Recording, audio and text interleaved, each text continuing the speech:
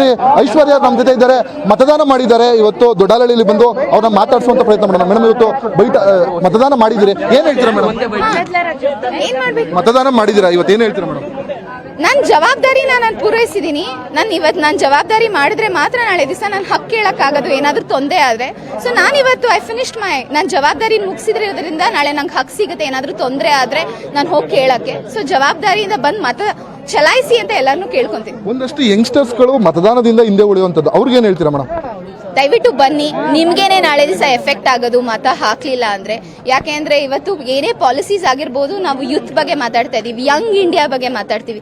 Young India ಇರೋದ್ರಿಂದ ನಾವ್ ಬಂದ್ ಮತ ಹಾಕ್ಲಿಲ್ಲ ಅಂದ್ರೆ 60% ಆಫ್ ದ ಪಾಪ್ಯುಲೇಷನ್ ನಾವ್ ಯೂತ್ ಇದೀವಿ. ಇವತ್ತು ನಾವ್ ಬಂದ್ ಮತ ಹಾಕ್ಲಿಲ್ಲ ಅಂದ್ರೆ ದೇಶ ಹೆಂಗ್ ಹೋಗ್ತಾ ಇದೆ ಅಂತ ನಾಳೆ ನಾವು ಪ್ರಶ್ನೆ ಮಾಡಕ್ಕೂ ಆಗಲ್ಲ. ಸೊ ದಯವಿಟ್ಟು ಬಿಸಿಲಿರ್ಲಿ, ಮಳೆ ಇರ್ಲಿ, ಬೇರೆ ಆಗಿರ್ಲಿ, ನಿಮ್ಗೆ ಏನೇ ಕಷ್ಟ ಇರ್ಲಿ, ದಯವಿಟ್ಟು ಬಂದ್ ಮತ ಚಲಾಯಿಸಿ ಅಂತ ಕೇಳ್ಕೊಂತೀನಿ ನಿಮ್ಮ ಮಾಧ್ಯಮದ ಮುಖಾಂತರ. ಡಿ ಕೆ ಸುರೇಶ್ ಅವ್ರ ಪರವಾಗಿ ನೀವು ಕೂಡ ಸಾಕಷ್ಟು ಓಡಾಟ ಮಾಡಿದಿರಿ, ಹೇಗಿದೆ ಮೇಡಮ್ ರೆಸ್ಪಾನ್ಸ್ ಅವ್ರಿಗೆ? ರೆಸ್ಪಾನ್ಸ್ ಅನ್ನೋದಕ್ಕಿಂತ ಜನ ಅವ್ರು ಏನ್ ಕೆಲಸ ಮಾಡಿದ್ದಾರೆ ಅದನ್ನ ಯೂಸ್ ಮಾಡ್ಕೊಂಡಿದ್ದಾರೆ. They are a direct receiver of the progress.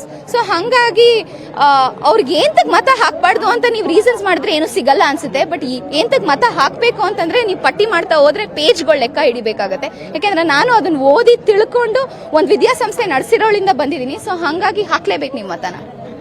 ಇದಿಷ್ಟು ಡಿ ಕೆ ಶಿವಕುಮಾರ್ ಅವರ ಪುತ್ರಿ ಐಶ್ವರ್ಯ ಅವರ ಮಾತು. ಕ್ಯಾಮರಾ ಪರ್ಸನ್ ಜಯರಾಮ್ ಜೊತೆ Praveen MS, power TV, Kanakapura.